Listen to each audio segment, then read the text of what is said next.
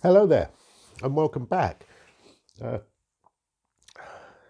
how do we start this video? I don't know. First of all, I'd like to thank everybody who watched the video I made the other day about what's happened to me and what's going on. And I've had lots of requests. I was amazed how many people have watched it within the first couple of days and how many comments have been made to me. One of the most interesting comments was, can you make money making whirligigs? Well, can you? Yes, you can, because I did. But I had to change the way I worked to make money, because when I started, the time to make a whirligig. Well, let's go back to business. If you're going to make something and sell it, you've got to work out your costs and your labour and everything. But the most important thing is there a market for it? And if there's a market for it, how much can you sell it for? Because it's no good making something that takes you 10 hours and £50 and it's only worth a tenner, because that's not business, is it?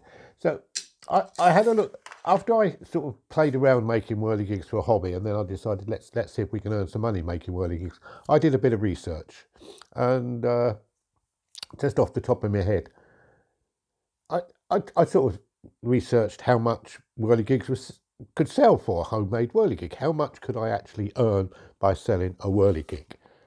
I thought maybe in England, the UK at the time, it was in a recession, I thought, well, would 25, I thought 25, £30 was about the most you could get for a whirligig. So I thought, well, now, so that's point one. How much can I sell it for? Because it's no good making something if you can't sell it or the price is wrong.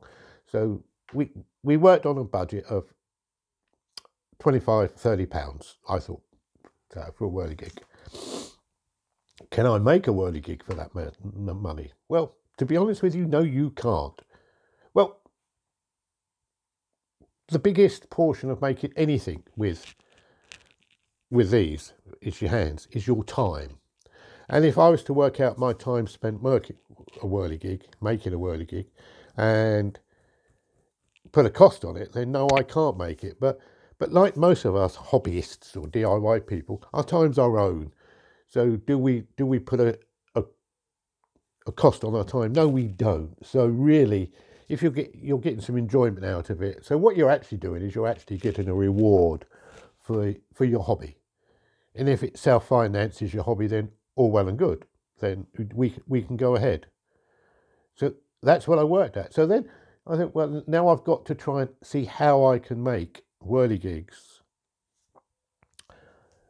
for money and make a little bit of profit. So it was silly things, you know. The first, I don't put things in order and write scripts on it. I just do it as I speak it. One of the most important things, which I've made a mistake of, was the first whirligig I made, and I wanted to sell. It was going to cost me just too much to post it because it was too big. And so I actually looked at what size box and was the most economical one to mail. And if you go on to the British Post Service, there's the medium size box, which I think is 350 by 450 by 16. Don't quote me on that. So it's not. So I had to design the whirligig that would fit in that box, which is the totally reverse way of doing something, isn't it? But the difference was I could post it out for £5 instead of £10. So that was better. So we worked at that. Then we had to look at how many whirligigs to make. Yeah, was there a break-even point?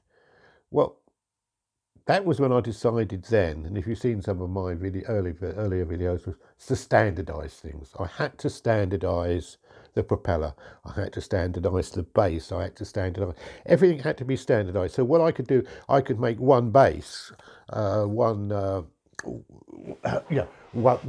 bit at the bottom here, and then I could stick on whichever figurine I wanted to, which means that then I could start making them in bulk, which is what I did actually. I used to make lots of 50 50 at a time. I would make 50 propellers, 50 bases and 50 armatures, and then I would then make the figurines as they came in. I would always have a stock of figurines of the most popular ones.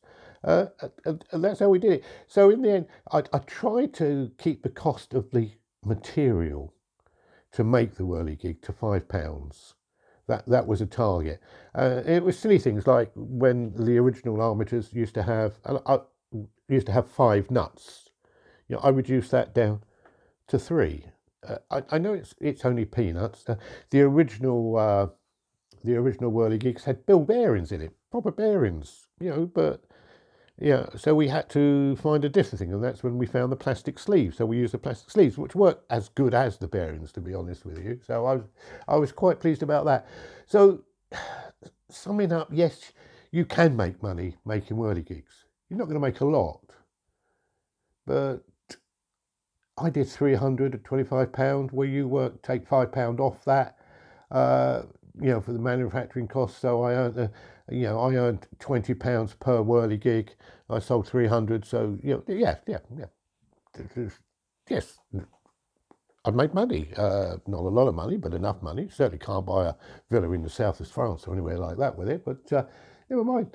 We enjoyed doing it. So what I'm going to do now, if I get enough response from people, is I will try and make some new videos, possibly using some old footage, because I don't have a workshop, so I can't actually show you how I made, and to show you how I came up with my solution to earn money making Whirligigs. And I'm sure if I can do it, anybody can do it, because I'm no genius. I just play with my hands, and that's what we come up with. Bit of a bitty video, I think. Not the best video. Don't know. Might not even. I'll blow. We just publish it as it is, warts and all. Does it make any difference? There's some rubbish on YouTube, so I might as well join the rubbish queue. So that's what we're going to do. We're going to make some new videos of what I came up with and how I did it, and if it helps out, then it will do. So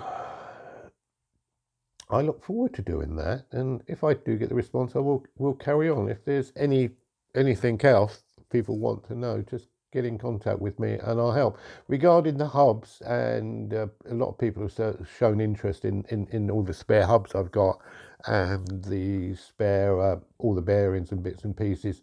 So I'm going to look into that and see if I can help some people out with that, with cost of posting and things.